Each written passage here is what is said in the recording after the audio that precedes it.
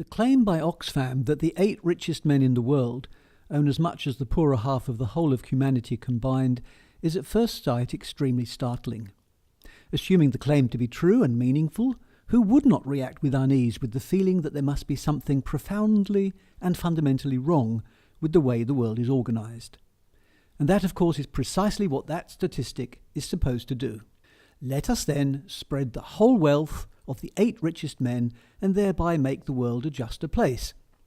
This would leave the 3.6 billion poorer half of humanity about $120 a head better off.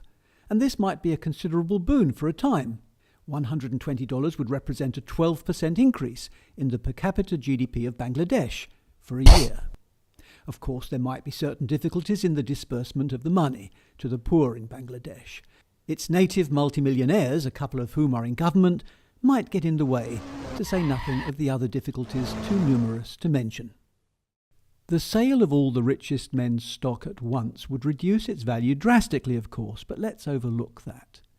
If, instead of receiving the whole value of the stock at its present nominal value at one go, it was vested in the poor half of humanity, each of the world's poorest would receive, if they were lucky, $6 a year each, less the costs of distribution.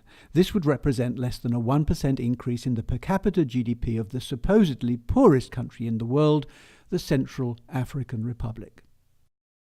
Underlying the Oxfam statistic is what might be called the cake model of economics. My slice of the cake is one slice less to be distributed to everyone else, and therefore, if my slice grows, everyone else's must reduce. By developing windows and becoming incalculably rich thereby, Mr. Gates deprived me of wealth that is rightfully mine, or would be mine if I happened to be among the poorer half of the world's population. As it happens, my wealth, though much less immense, would have to be shared out too, because on Oxfam's reasoning, it is perhaps 2,000 or 3,000 times that of people in the poorer half of humanity.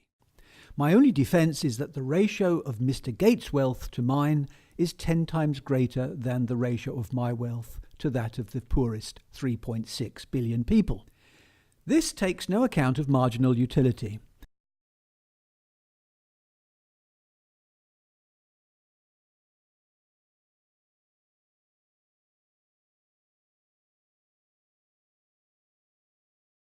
I can afford to eat as well as Warren Buffett, despite his immensely greater wealth, and to judge by his public expressions of his dietary preferences, in practice I eat a great deal better than he.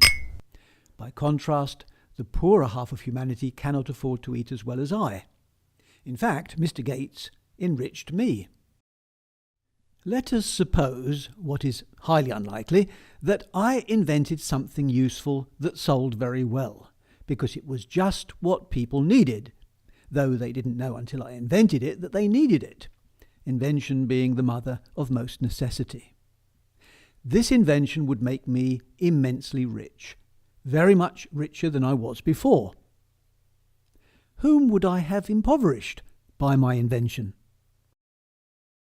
Perhaps a Luddite would reply that I had reduced the demand for labour in some way, or alternatively, my invention has replaced something else, the manufacturers of which have now to go out of business, causing unemployment and therefore hardship.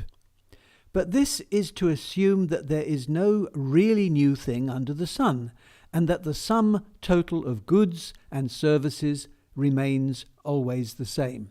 It only gets shared around in different ways. The railways and motor cars put horse carriage builders out of business, and so on and so forth.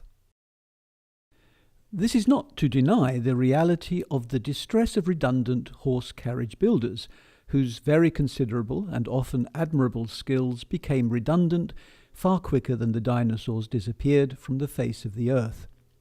But it would be preposterous to suggest that, overall, we are not richer than we had been in the heyday of horse carriage builders. Moreover, it's true that some inventions that make people immensely rich, though wanted and perhaps valued by millions, may be valueless or worse than that, according to some universal scale of values. It is not difficult to imagine someone becoming immensely wealthy by the development of a website that ought never to have been developed. Nor is it to deny that there is such a thing as illicit or dishonest enrichment, or that the rules may be rigged.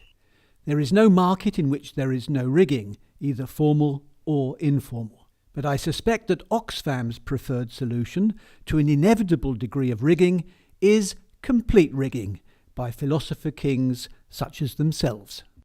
There is one sense in which I may, by definition, increase poverty if I grow richer. Suppose my wealth increases faster than that of most of the people in the society in which I live. The people in that society are poorer relative to me than they were before, even if in absolute terms they are all richer than they were before.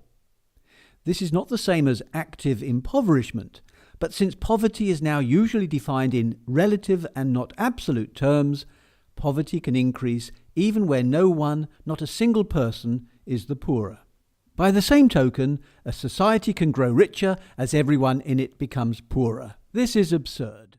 The question about the 8 richest people in the world is not, or at least it ought not to be, by how many times they are richer than other people, but whether, by their wealth, they have made others poorer. This question is not straightforward, for it might include the question as to whether people would have been richer if rules other than those under which they made their fortunes had been different.